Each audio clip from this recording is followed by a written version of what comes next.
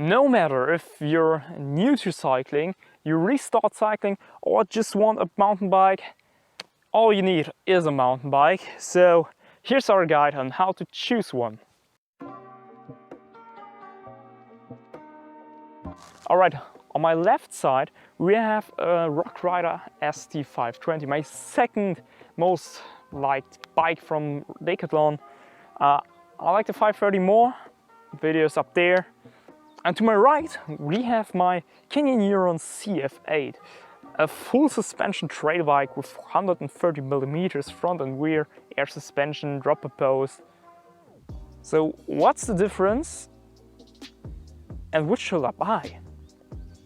Alright, starting off with the frame. Honestly, I don't care about the frame that much. If it's aluminum, if it's steel, if it's carbon, hey, it's all about the price. But if you want to have a bike and to upgrade it or to make it better in some way and someday, including a fork, you're looking at the tapered steerer tube.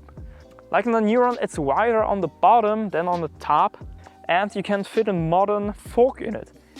If it's straight, you have a straight steerer tube. That's on the Rock Rider 520.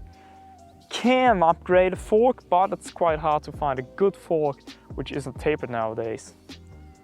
Next up is internal or external cable mounting. Honestly, I don't care. Okay, yeah, internal cable mounting looks clearer, external is easier to work with. That's why I like the Neuron on the bottom. It's kind of external because we have a cover and we can take that off to get access to all our cables. Alright, next one, we wear the fork. Is it coil or air sprung? Well, while coil sprung is cheaper and often heavier, air sprung is better for most people because you can actually set your weight to it. So if I'm like me with 63 kilos, the front suspension on the Rock Rider isn't really fit for me, while on the Neuron, well, I can make it as plush as I want to. Rear suspension, do you need one? No. Do you want one? Maybe. If you don't have the money, don't buy a rear suspension bike, just front suspension bike. You'll be a lot happier and you'll be faster. If you want to go downhill enduro, okay, yeah, go for it, but then you have to pitch some money. Well, let's say if you choose brakes, disc brakes, which is normal for any bike nowadays, go for hydraulic disc brakes. Honestly, those few bucks, just spend them. They're more reliable, more modulated, and less maintenance. Win-win. But if you don't really ride your bike and just use it for A to B,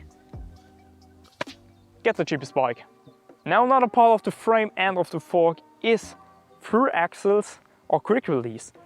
Quick release axles are better than screws, but not really far. If you want to have a good set of wheels like the one on the Neuron or a better one, you get a through axle.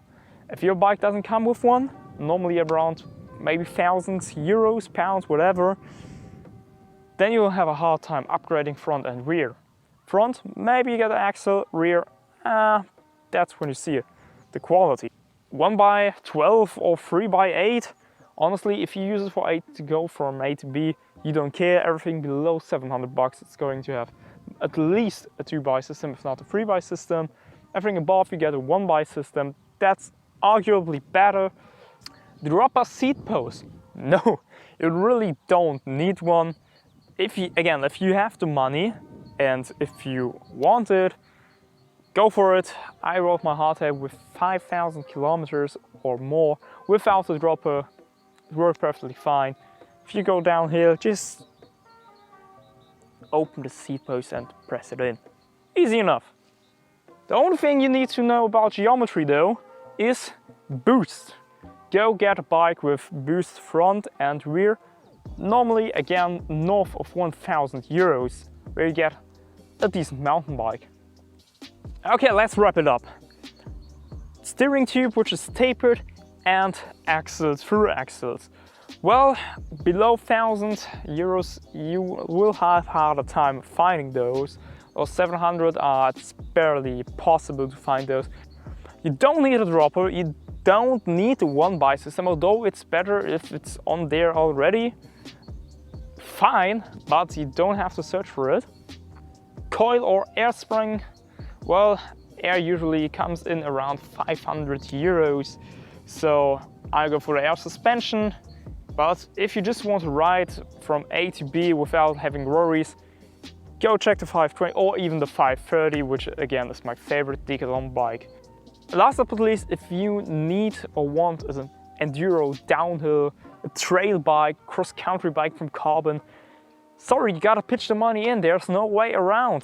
You won't be looking under 2,000 euros for bikes like that.